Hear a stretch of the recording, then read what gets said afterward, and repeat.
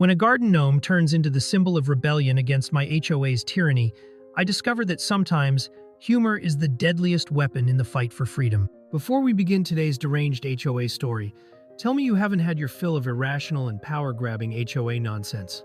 Smash that like button to show you're on my side, and drop a comment if you've ever faced off against an overbearing homeowners association.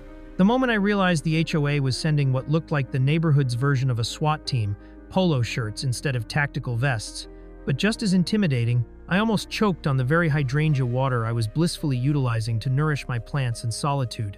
There was my gnome, Sir Gnomington, perched gallantly by the mailbox, his ceramic smile apparently a felonious affront to whichever HOA rule had been plucked from the air that morning.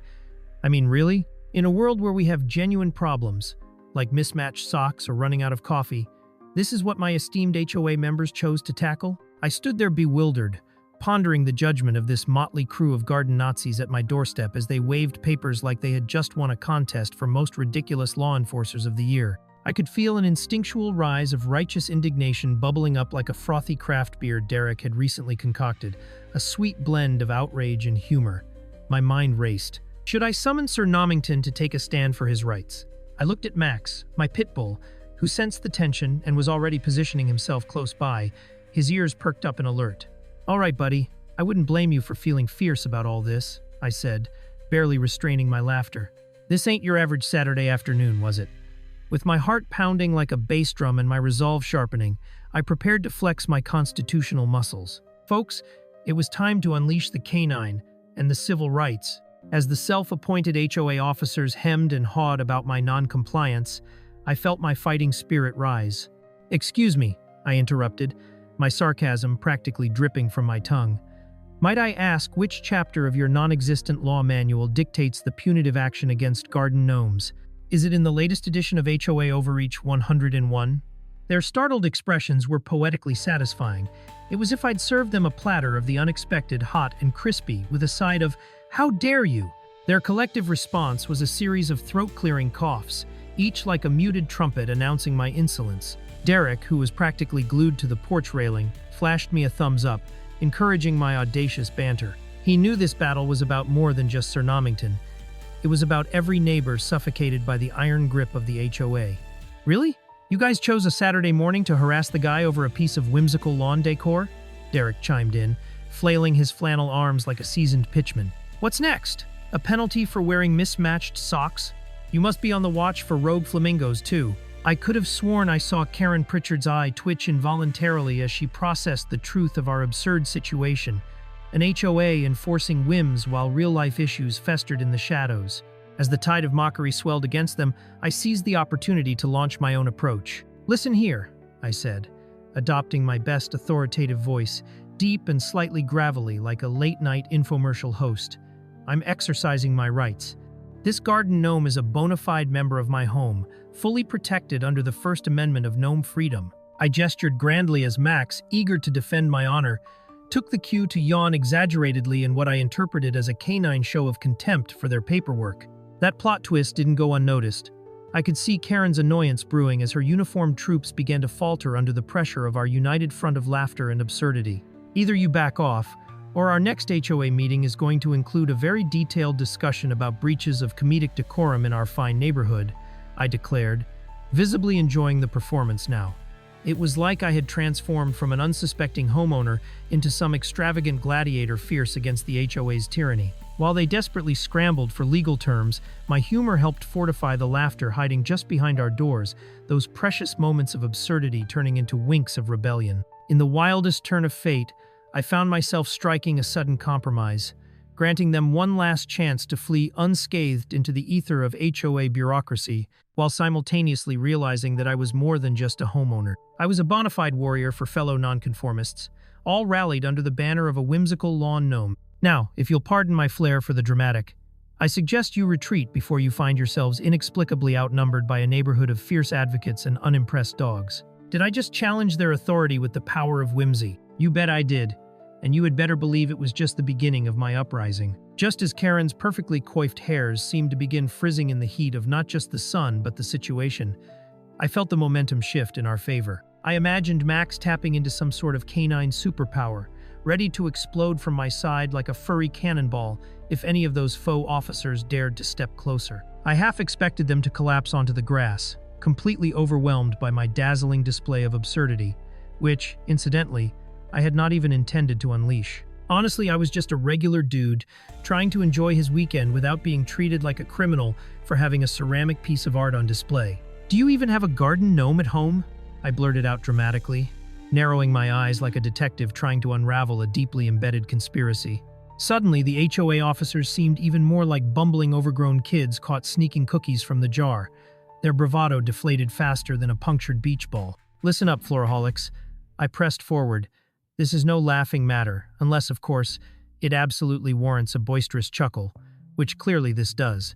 As Derek stood adjacent to me, already on the verge of hilarious commentary, I was struck with a shocking realization. We were at war, yes, war, against the self-proclaimed rulers of our charming little community. No more passive sighs and marginalized discussions. This was the coup d'etat our so-called neighborhood desperately needed. Derek traded his porch perch for a seat on the figurative front lines, flicking through a mental catalog of snarky retorts he was preparing for launch.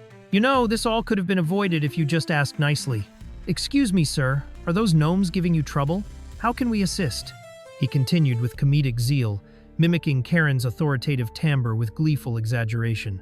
The HOA agents exchanged bewildered glances, clearly feeling the tide turning.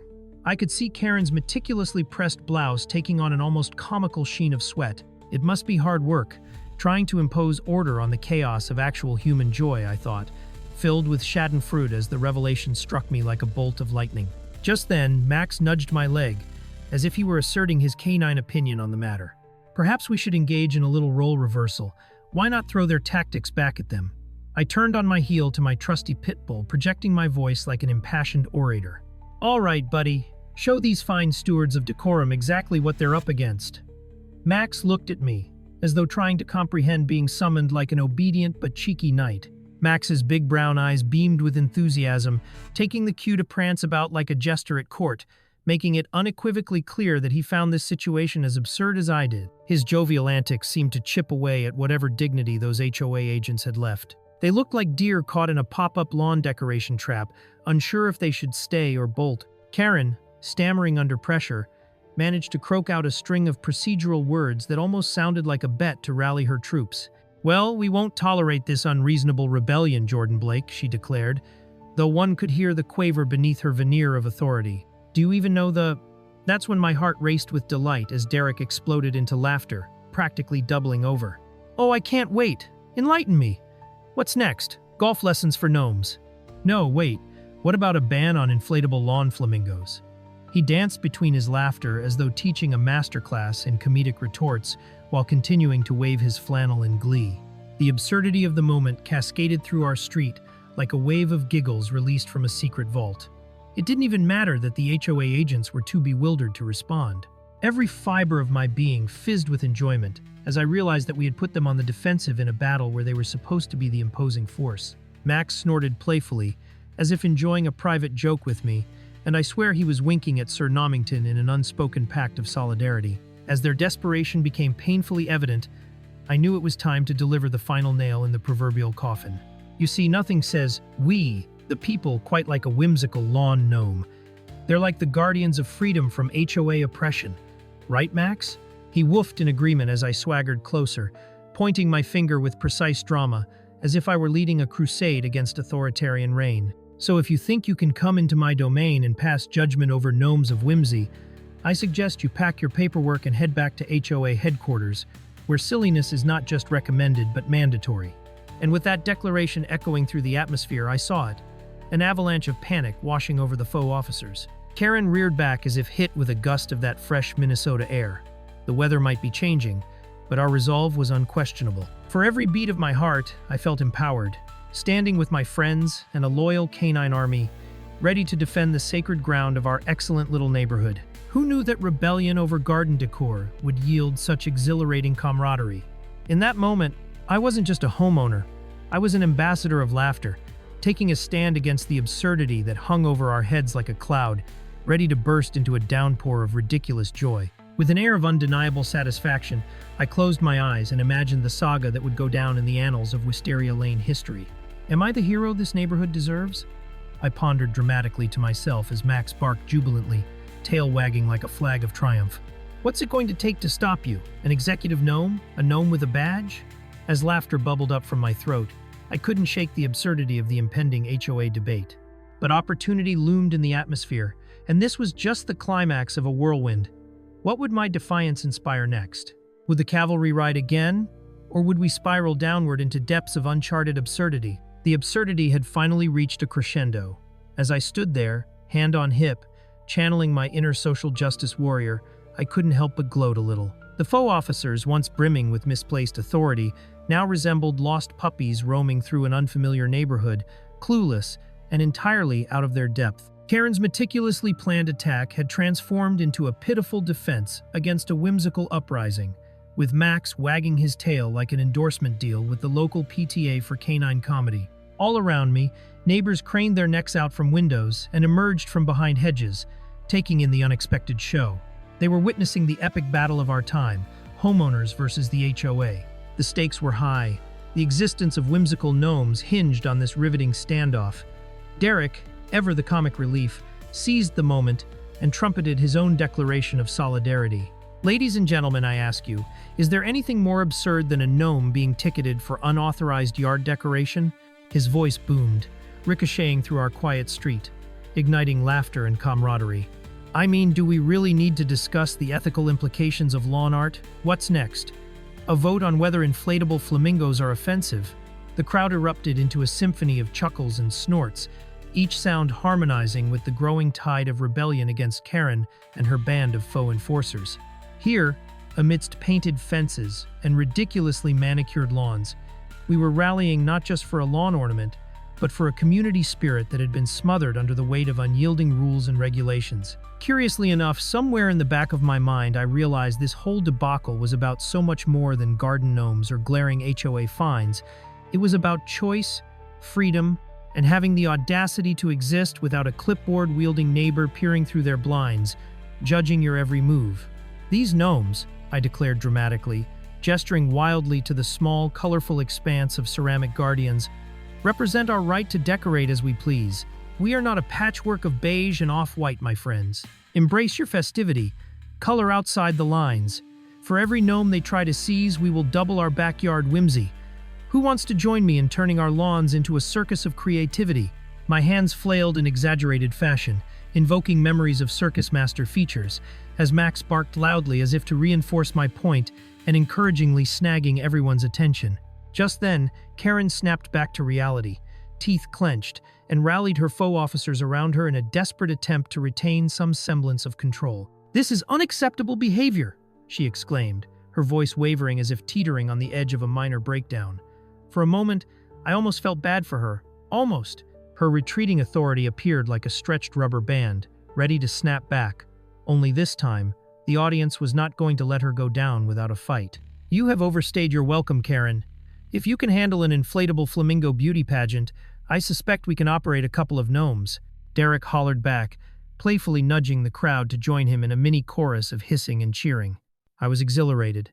This was like a neighborhood pep rally gone rogue, and I couldn't help marveling at how something so small had sparked a wildfire of rebellion. With Max staying by my side, a furry sidekick ready for anything, I felt unstoppable. "You see, Karen, we are standing up for gnome rights, but we're also honoring our own rights. We have rights to decorate, to express ourselves, and to live freely without the phalanx of absurdity that is your HOA's regulations." The sheer volume of the crowd's excitement resonated, reverberating through the air like the roaring cheers of a stadium at a championship game. The faux officers seemed cornered now. The previously confident facade of authority was disintegrating. "This isn't over!" Karen shouted, her voice losing its commanding fervor. "You'll regret this rebellion!" But as her threats faded, it became clear to everyone that she was merely fighting a raging tide of absurdity, laden with camaraderie and shared laughter. As the laughter subsided, I felt a wave of confidence wash over me. The like-minded residents gathered around us, standing in solidarity with their own tales of glaringly ridiculous HOA encroachments. Among the bravery bloomed the realization We were no longer isolated homeowners fighting our individual battles. We were a collective force, a community of hilarious rebels ready to dismantle the absurdity that a few privileged residents had tried to impose. "We shall organize," I declared, striding confidently to the center of this improvised stage my yard had become. "Let's form a neighborhood committee on fun. We can draft freedom of face decoration rights, host spontaneous neighborhood gnome parades." I paused for effect. And yes, even inflatable flamingo contests.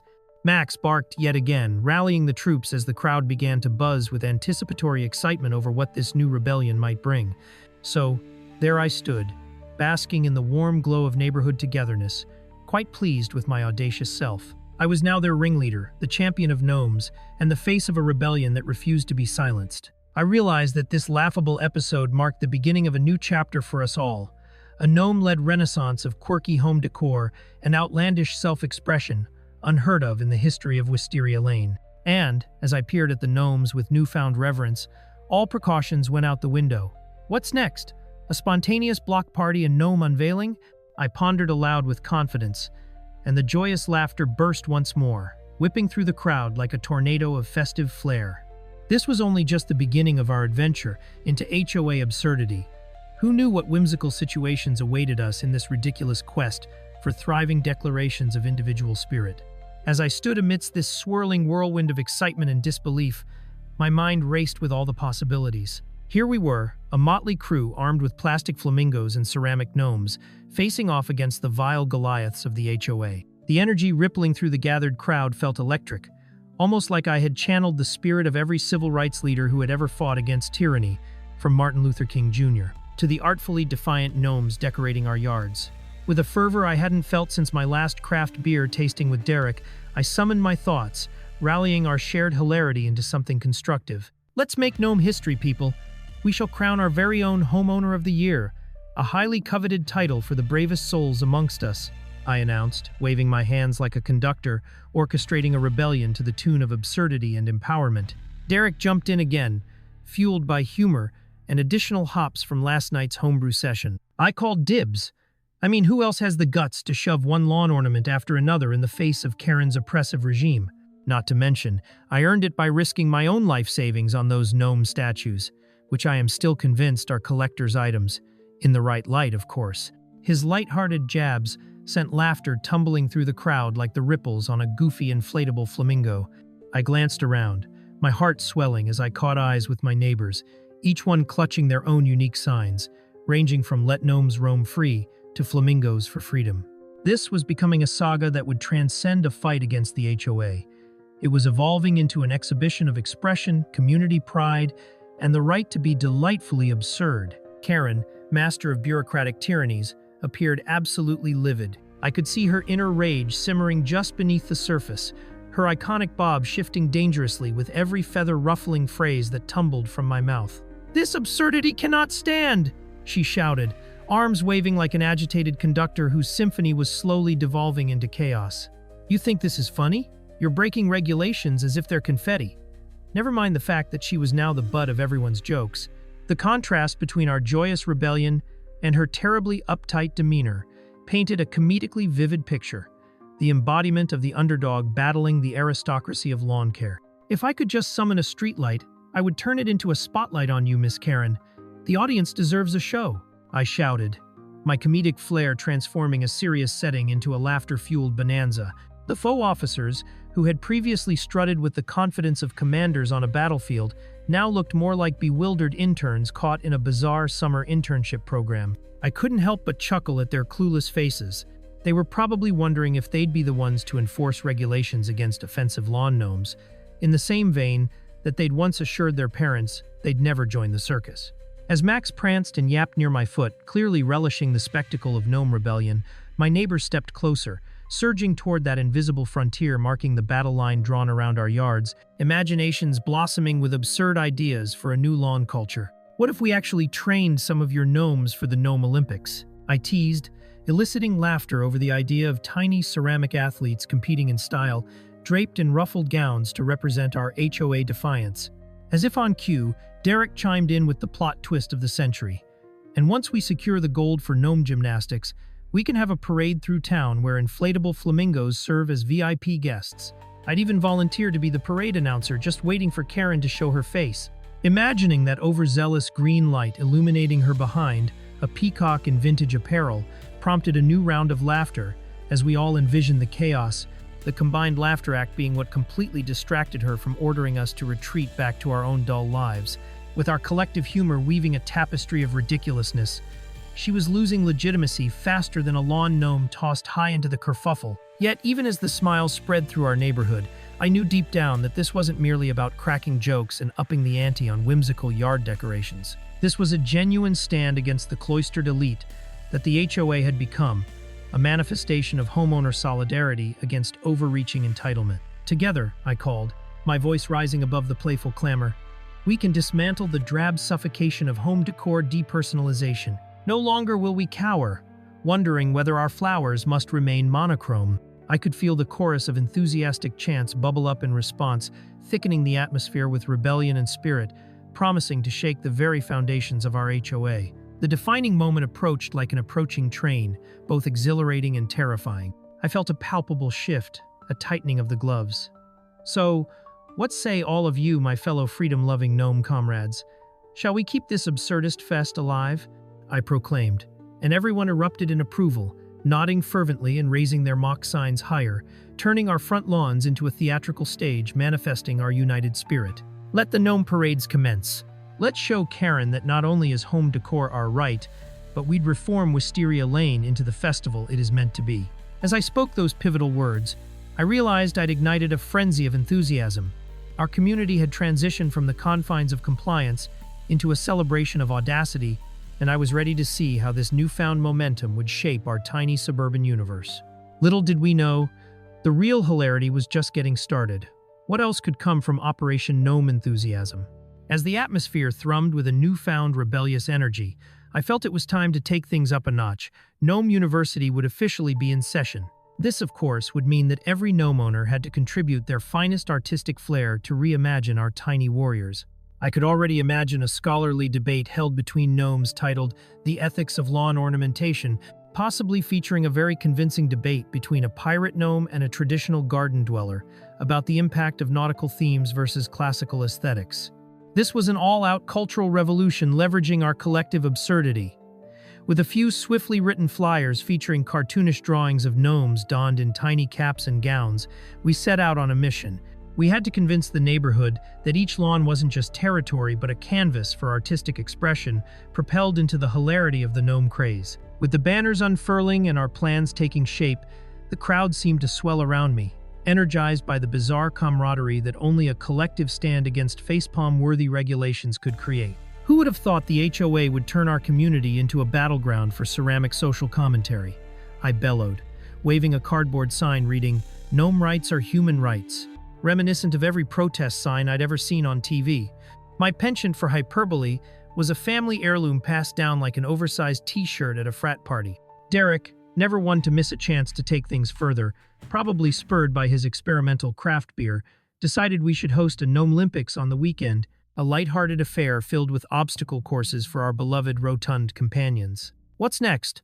A talent show where my gnome serenades a flamingo, he joked, and I laughed as I thought of the possibilities the judges might face.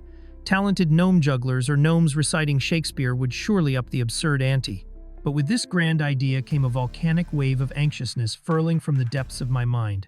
What kind of wrath would Karen unleash in response? She was undoubtedly scheming in her office, plotting like a supervillain with an anxious pet cat peering over her shoulder. I could practically hear her mustering support under the guise of protecting the neighborhood from lawn-based chaos. But we weren't running a circus. We were creating a movement. As the imagery of her storming through our yards, Captain Ahab style, with a fuming passion for neatly trimmed hedges swept through my mind, I got the giggles. Who knew absurd circumstances would lead us to this beautiful chaos? A temporary escape from the drab conformity of suburban life. Would she actually call in the authorities? How absurd was the notion that our joyous expressions could warrant the attention of law enforcement? If I could summon a stand-up comedian to narrate this shtick, I would certainly welcome them with open arms. The day of the Gnomelympics dawned bright and cheesy. A perfect slice of caricature pie spread across the sky. Lush greens formed the stage for our whimsical contest, and the crowd brought their homemade gnome costumes. Everything from classic garden gnome get-ups to avant-garde interpretations, complete with vibrant wigs, feather boas, and even inflatable flamingos dancing in the background. With Max trotting beside me, an accidental star in the event, I could see neighbors filing in like extra pieces from a board game, everyone eager to witness this ridiculous rebellion come to life. Kids ran around with bubble machines portraying them as an army of jubilant gnomes, while the grown-ups set up booths dedicated to their favorite gardening tips with a comedic twist. Little did anyone know that the biggest prize of the day, an award for the most inventive gnome costume, would stir Karen into an even more dramatic episode of suburban hysteria. Undeterred by the prospect of disruption, Karen, with her inexorable pursuit of control, couldn't resist making an appearance. I spotted her marching down the street, flanked by her overly enthusiastic HOA helpers, decked in matching color blocks reminiscent of high school cheerleaders, unable to hide their disdain. The way she adjusted her sharp glasses and puff pastry-inspired pencil skirt only added to the spectacle. "This carnival of chaos must be shut down," she bellowed, her voice cutting through our jovial festivities. I noticed Derek elbowing me, trying to stifle a laugh as he imagined a press release. HOA clashes with gnomes of Wisteria Lane. Gnome rights take a stand. The absurdity was rich enough to fuel 1,000 sitcoms. With everyone turned to witness her tantrum, I stepped forward, ready to meet the storm head-on. The universe had, without a doubt, decided this was my moment, the chance to turn the tables, and ideally send Karen spiraling into a vortex of unintentional comedy. What kind of leader are you, sending cheerful gnomes into the depths of despair? Gnome oppression leads to community discontent, I pointed out with mock seriousness, clenching my cardboard sign as if it were my sword in this metaphorical duel. Laughter erupted from the crowd, helping my confidence bloom. Karen's expression shifted from indignation to bewilderment. She glared at the raucous crowd. How could they possibly embrace such chaos? The look on her face was as if she had bitten into a sour lemon disguised as an enticing pie. It was priceless.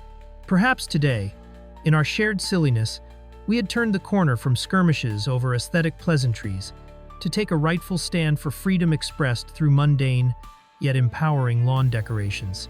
As gnomes wobbled on their tiny legs in comical harmony, sparking cheers and jeers, I realized that together we were causing ripples of laughter, and those ripples had a far greater impact than any stern warning from the HOA.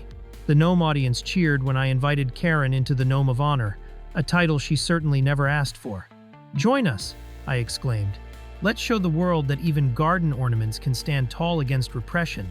I could feel the gravitational pull of camaraderie drawing us closer together with every passing moment, each chuckle turning into a clarion call for community spirit. Yet I sensed as time went on, over in Karen's make-believe dominion, that she'd find a way to conjure more absurd reprisals against us. Could this truly be the moment we had all hoped for, a hysterical culmination of unity in our delightfully chaotic suburban life? As I watched the crowd surge with hope and affection for these tiny warriors, I couldn't help but wonder how far we could take this revolution of gnomes. With Karen glaring at me like I'd just stolen the last cookie from her metaphorical cookie jar, I sensed the momentum shift towards me, a showdown in the heart of suburban absurdity. Her eyes narrowed, each wrinkle on her face deepening as if she were absorbing the energy of outrage from the crowd. I could practically hear the wheels spinning in her mind, coming up with her next move, a desperate attempt to reclaim her fallen halo of authority as our enthusiastic gnome followers cheered. I mean, you'd think I'd challenged her to a deathmatch, but nope, here I was rallying a gaggle of jubilant neighbors. "Raise your gnomes high, my friends," I called out, and Derek's boisterous shouts echoed my enthusiasm like a hilarious sidekick in a cheesy superhero movie. As I looked around, the crowd rallied, everyone clutching their handmade signs and cheering as if we were at a political rally for gnome representation. Max sat beside me, his head cocked to the side, totally nonplussed by the tension but radiating a charm that made even Karen's icy demeanor melt just a smidge. "See that, Karen?" I shouted with a grin. "Even my dog understands the significance of gnome solidarity.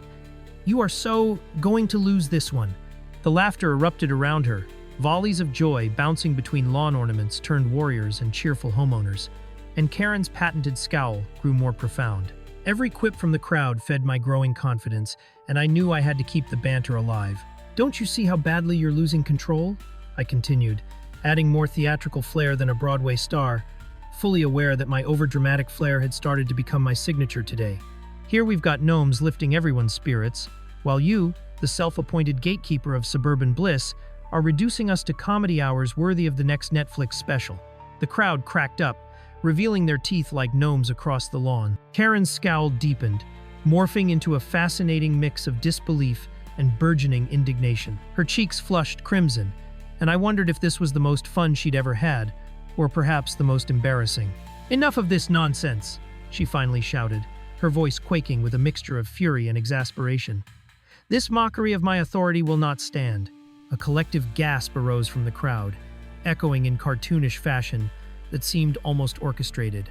Was it just me, or had our neighbors suddenly gone full melodrama? I could hardly tell if I was in the midst of an HOA meeting or a poorly scripted daytime soap. "I will have not only these gnomes removed, but every last one of you will face consequences for this travesty," she declared, waving her arms like a conductor summoning an orchestra of chaos. In that moment, however, it was clear none of her threats stirred fear, just snickers and shock at the sheer audacity of her claims. As I stepped closer, determined to maintain my ground, I decided to up the ante a little more. "Oh, really?" I retorted, half smirking. "Are you going to call the police to report unlawful gnome activities? Because that sounds profoundly amusing, Karen." This statement launched an avalanche of laughter, and I wondered if perhaps she fully realized the absurdity of it all. After all, could you really enter a police station like, "Hello, officer, we have a serious gnome issue today"? The visual of her executing that was simply too much for Derek, who doubled over in laughter, slapping the grass like it was the pinnacle of humor. She huffed like an inflating balloon, mortification washing over her as I invited the gnome lovers to push the comedic momentum forward. "Let's document this. Take photos for posterity. Gnome enthusiasts." Derek's retort came quickly. "Someone get her a gnome to hold. I think she's about to pop." Now the crowd erupted, an unruly wave of mirth washing over our makeshift arena, leaving Karen standing there seething as the spectators reveled in this delicious chaos. Each laugh only seemed to solidify our budding bond, transforming us from mere homeowners into crusaders of the ridiculous. The gnomes, decked in their brightly painted garments, appeared to come to life, dancing in the culture shift we were igniting. They were no longer just decorations, but symbols of rebellion. In this delightful absurdity, we had inadvertently crafted a new paradigm for our little corner of suburbia. But just as I thought Karen would fold under the pressure of her own escalating panic, she straightened herself with newfound resolve, declaring, "I will not have my community turned into a circus." "Oh, I honestly couldn't help it," I burst out laughing. "You've got it all wrong, Karen. This is no circus. It's a revolutionary gnome renaissance."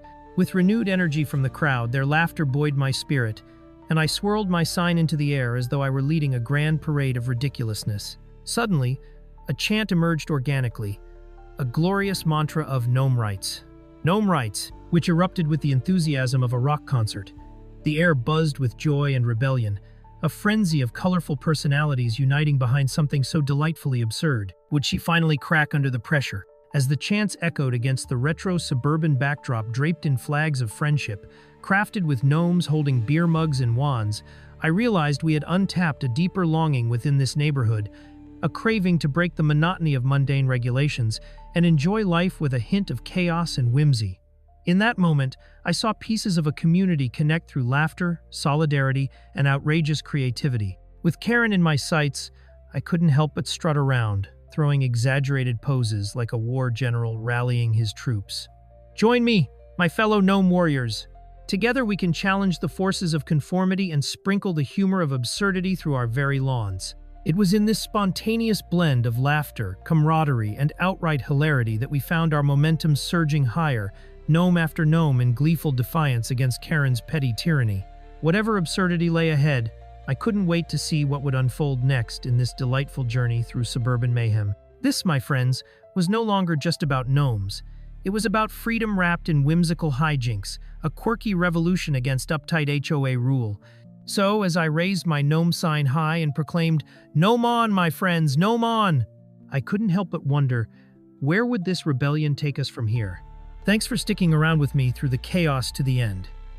Want more high-stakes HOA drama? Check out our recent HOA clash with the video on the right, or let YouTube pick your next wild ride with the video on the left. Whichever way you go, buckle up. There's plenty more HOA insanity on the way.